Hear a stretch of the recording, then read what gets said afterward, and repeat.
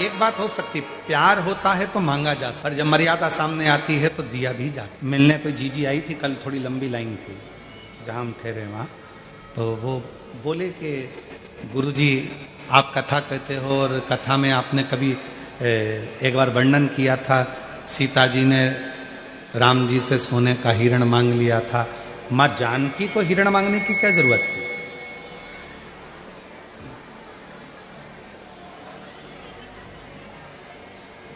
माँ सीता जी को हिरण मांगने की क्या जरूरत थी? छोटू भाई, तो वो प्रसंग आज हमको याद आया कल का। जहां प्यार होता है, जहां प्रेम होता है, वहीं मांगा जाता है।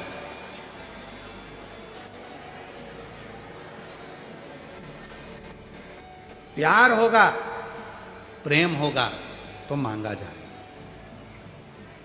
और जहां फिर मर्यादा की बात आ जाएगी तो सोने की लंका में भी आग लगवाकर बाहर निकल कर आ जाए।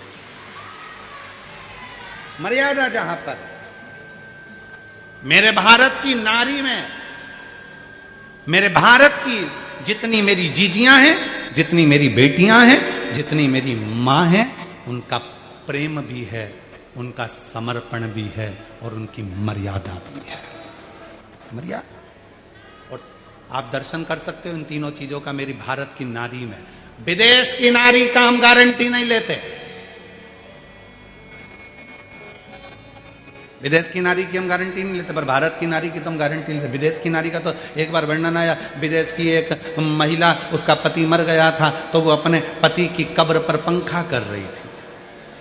तो एक भारत का संत घूमने गया था, तो उसने देखा कि बताओ उसका पति मर गया तो भी पति की कब्र पर पंखा कर रही है, ये तो भारत की नारी से भी बड़ी नारी है। तो उसने उस महिला से जाकर पूछा, मैडम आप ये क्या कर रही हैं? तो कहा मेरा पति मर गया है, पंखा कर रही हूं। क्यों कर रही हो?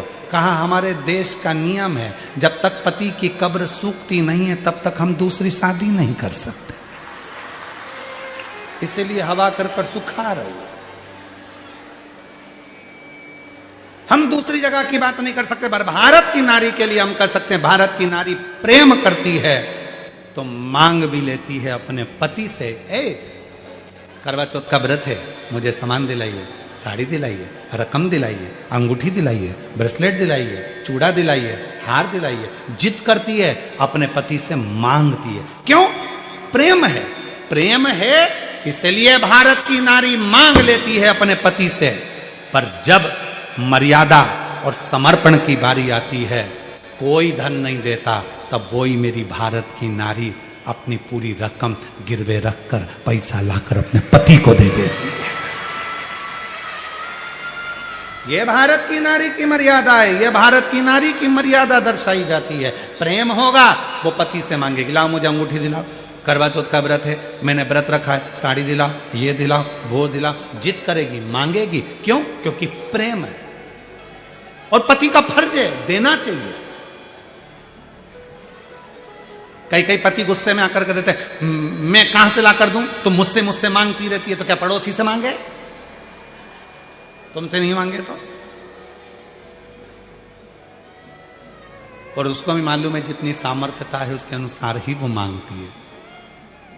करोड़ों का धन होगा तो करोड़ों के भाव में कुछ मांग लेगी, जैसा उसका देखेगी कि हाँ है तो दे सकते हैं, नहीं है तो वो भी नहीं मांगे। प्रेम में मांगा जाता।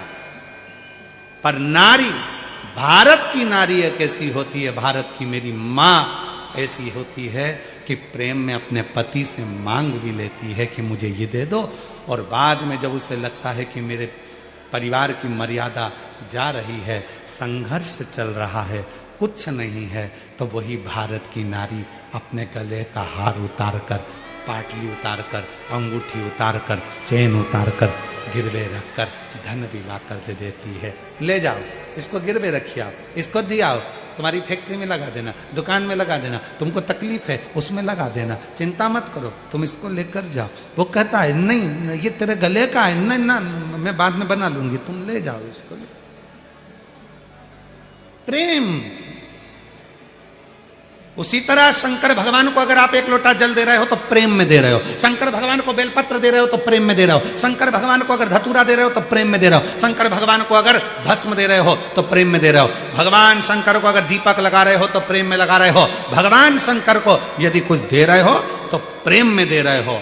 और जिस दिन तुमको जरूरत पड़ेगी, लगेगा मेरा बेटा दुखी है, तो तुमने जो जल चढ़ाया था, तुमने जो बेलपत्र चढ़ाई थी, बस मेरे भोले बाबा ने उसी बेलपत्र और जल का फल तुमको उस दिन निकाल कर देना प्रारंभ कर दिया, जब तुम तकलीफ में,